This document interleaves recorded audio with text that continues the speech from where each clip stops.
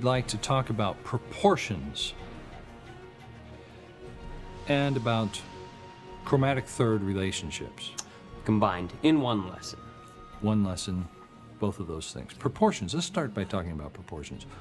There's a natural proportion that many composers through the years have understood, and that if you're smart, you will take advantage of yourself. Tell me, Daniel, what's a typical song form? Typically verse 1, chorus, verse 2, chorus, maybe repeat the chorus, bridge, chorus, chorus. Mm-hmm. Why do we need to repeat the chorus twice at the end? Why do we need to put the bridge there where we do? Well, I mean, we have verse and then chorus. Verse, chorus, time to switch it up, throw something else in, throw in a bridge. We can't just end there. There needs to be that final resolution. So quite often, like, that's where we modulate. It's where we, like, the instrumental solo goes. Something unusual happens there at the bridge that's like really the center of what we wanted to say. It's just a natural proportion. Tell me, what's the next number? You think you're so smart. Follow this. 1, 2, 3, 5, 8. 13. 21. 34. He's figured it out. This ratio of where we approach a certain percentage, and that percentage is just about 62%. Now, this musical example that's playing in the background, let's listen, because right here it gets to a key change. You hear it? Now, if we were to play the whole CD, which we are doing, and take a mark of that moment when that key change happened, we would say, We'd see a little time bar up here. Yeah, that was 66% of the way through that song is where the key change happened. Now, I doubt that the people who produced that particular song were thinking of that. But it's just instinctive. It's when things need to happen. You can look at all kinds of Broadway music where they're really trying to be dramatic, and say about 2/3 of the way through that song, that's where something unusual happens. So let's just be aware of it. And as we create our worship songs, and as we try different flow, and as we try to write a song that has a cry in it, let's put it there where we put the key change and all that kind of thing. Now, this whole thing they call the golden proportion, or golden mean. The golden mean.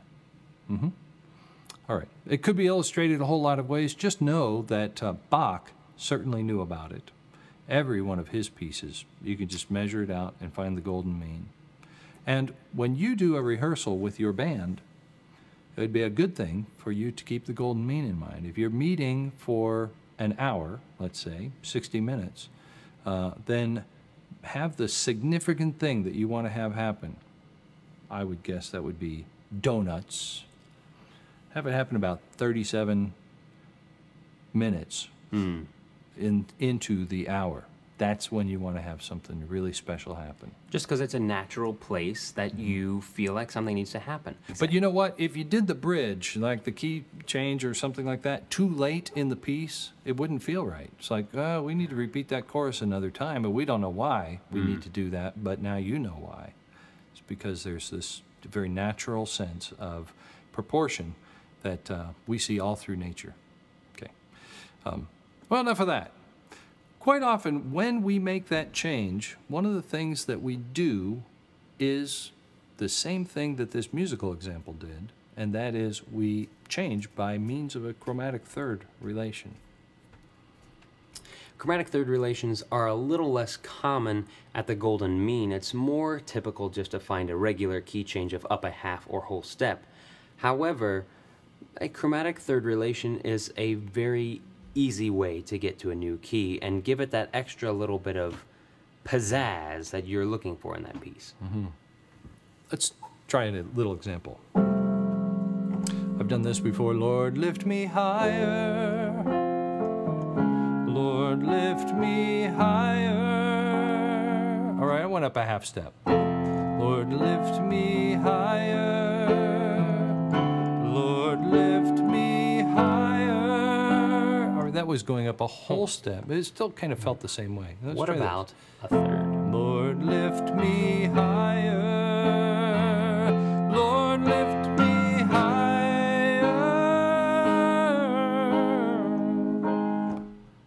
was a different feel. Definitely. What we did right then was we looked at the F chord here and said there's a C on top of that. That's the fifth of the F, but it would be the third of an A flat chord. Common tone. What do F and A flat have in common? I mean, they're common tone. 3 flats away from each other, but they do have that common tone. The pitch C. So you just take advantage of it and just slide right into it. Okay. What about F to A natural? F to A natural, I mean, you've got A. You've got that A in there. So, Lord, lift me higher, now I'm on an A. Lord, lift me higher. Very easy, very subtle, and yet strong way to change keys. So, it's pretty cool, huh? Pretty cool. Chromatic third relation is all about the common tone. Yeah. Now, you can turn it around and go back down also. You can go from F down to D, minor third away. F major to D major, what do they have in common? Well, it's 1 flat versus 2 sharps. There's 3 accidentals away, but they have a common tone. I don't remember which key we're changing to, so I can't help you out. Yeah. The pitch A goes from F to D. Or if we're going to D flat, we have that F in common. That actually you'll find in Lord of the Rings with the anyhow, got this material.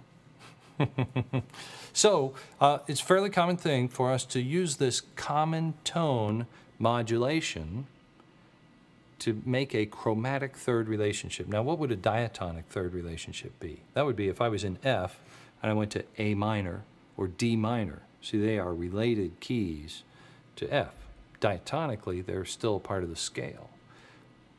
But A flat or A major or D major or D flat, those are distantly related keys. They're not right next door, but they do have a common tone. So therefore, we call it chromatic third relationship and a common tone modulation. There you have it. Chromatic golden meaning tones. And all in one easy to digest lesson.